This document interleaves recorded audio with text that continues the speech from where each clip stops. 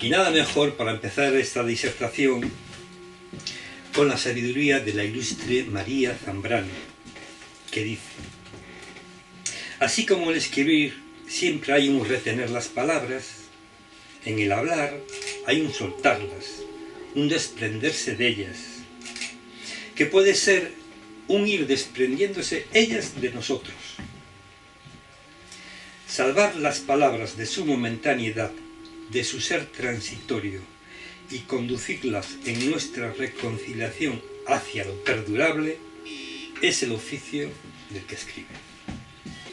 Para estar realmente vivos hay que estar abiertos al misterio, a la intemporalidad de nuestro espíritu, a lo que está más allá de nuestra racionalidad impuesta,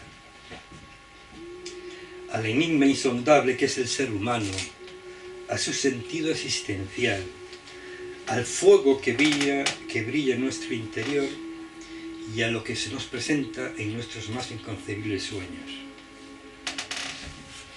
Para lograr ese despertar tenemos que deshacernos de los dogmas, de las verdades de otros, de las etiquetas, de los convencionalismos, de lo políticamente correcto, de la insaciable sed de dinero que solo conduce a la codicia y a la avaricia. Tenemos que rebelarnos contra todo aquello que nos condiciona y coarta nuestra libertad de pensamiento, como es la xenofobia, la explotación de los seres humanos, los chantajes emocionales, las religiones fundamentalistas, la explotación y el saqueo de las multinacionales de la salud y la alimentación y, sobre todo, de la gente corrupta. Una vez que nos liberemos de estas losas, podremos caminar sin esos lastres, con pasos firmes por la vida, sueltos y ligeros, y encontrar la auténtica libertad. A la mayoría de la gente, sobre todo los que están en el poder, no les interesa la verdad, la justicia ni la libertad de pensamiento.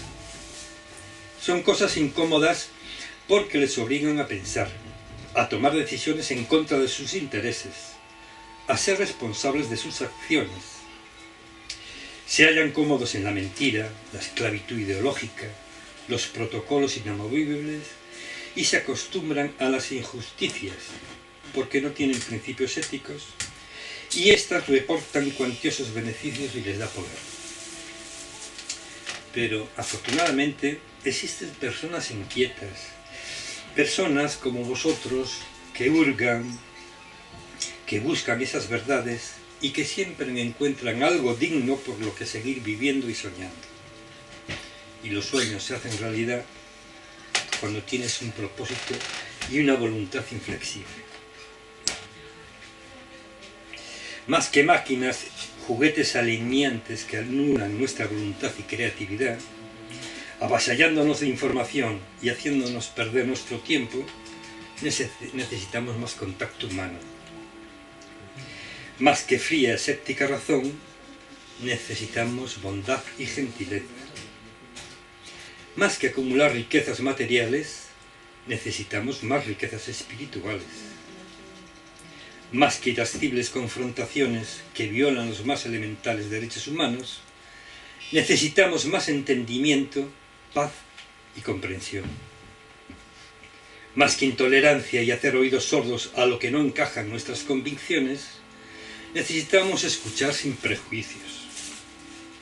Más que aborrecer u odiar, necesitamos más amor, comprensión y perdonar. Más que esclavitud ideológica, necesitamos más libertad de pensamiento, más imaginación. Más que crítica emocional y visceralidad, necesitamos de la razón crítica porque, desde el volcán de nuestras emociones, surgen las confrontaciones, la sinrazón fundamentalista, la ira, el odio y la sangre. La mayor parte de la gente se ha vuelto muy hermética, indolente y minusválida, sensitiva, a fuerza del urbanismo y perder el contacto con la naturaleza. Hay que dejar la cabeza a un lado y expandir los sentidos con los que hemos venido a esta tierra, para desarrollar la percepción y la intuición adormecida, para desarrollar la sinestesia, o sea, lo contrario a la anestesia. Cuando afinamos todos nuestros sentidos, y para ello hay que entrenarlos, conseguimos una percepción holística del todo que nos rodea. De tal modo que tacto, gusto, oído, olfato, vista y nuestro sexto sentido sean uno con la experiencia y despierten nuestra sensibilidad, nuestra forma de percibir, de sentir, y nuestras antenas se disparan. Cuando esto ocurre, cuando lo tenemos integrado, ya nadie podrá engañarnos, porque podremos detectar lo que se esconde detrás de las máscaras, de las actitudes y de las palabras vacías. Es muy simple e imaginativo, aunque hacerlo nos parezca difícil e incomprensible porque nunca antes lo habíamos hecho.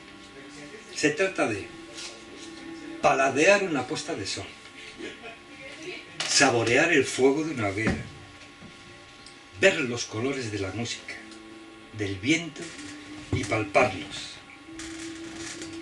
Tratar de escuchar lo que nos dice un cuadro, una estatua, un árbol, el viento, oler una roca, una melodía, el amanecer, el atardecer.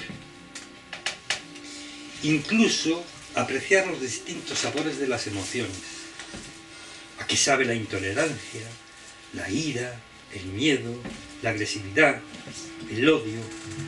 ¿A qué sabe el amor? Entonces, cuando nuestros sentidos están agudizados, hueles una fragancia y te conviertes en esa fragancia. Cuando lees un buen libro, evoca las sensaciones al describir los paisajes, emociones, y te conviertes en el personaje y en la acción. Cuando escuchas música, te conviertes en música y elevas tus sensaciones hasta el éxtasis. Eso es la sinestesia. Las formas de curar, los métodos para sanar, no se circunscriben en absoluto a prescribir fríamente medicamentos diseñados en esos laboratorios con un claro objetivo mercantilista. En muchos casos, es más eficiente ser amable y comprensivo, empatizar con el paciente y ofrecerle unas palabras afectuosas que le levanten el ánimo, más que una píldora que le van a fastidiar el estómago, los riñones y el hígado. Los médicos tienen incluso un proverbio para ello, que es el primer artículo del juramento hipocrático.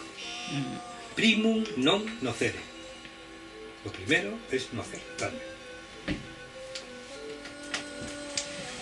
¿Conocéis a un cirujano español, Ángel Miguel Escudero Juan? Sí. Opera a sus pacientes desde hace más de 30 años sin utilizar anestésicos y sin causarles ningún dolor mediante la psicoanalgesia volitiva. Este doctor sostiene y lo demuestra en sus múltiples intervenciones que se pueden programar los impulsos cerebrales con el simple pensamiento focalizado para que no decodifique los impulsos eléctricos que le llegan desde la zona dolorida. Desde, por ejemplo, un trauma, un golpe, una úlcera, un corte. Al no utilizar anestesia, las defensas no se deprimen, el posoperatorio prácticamente no existe y los pacientes hacen una vida completamente normal cuando salen del quirófano. Esto es alucinante, pero es cierto. De esta manera se ahorran antibióticos, analgésicos, anestésicos y estancias hospitalarias. Este método se está utilizando en hospitales belgas con excelentes resultados también desde hace muchos años. La pregunta obvia es, ¿por qué no se ha generalizado esta técnica en los hospitales españoles?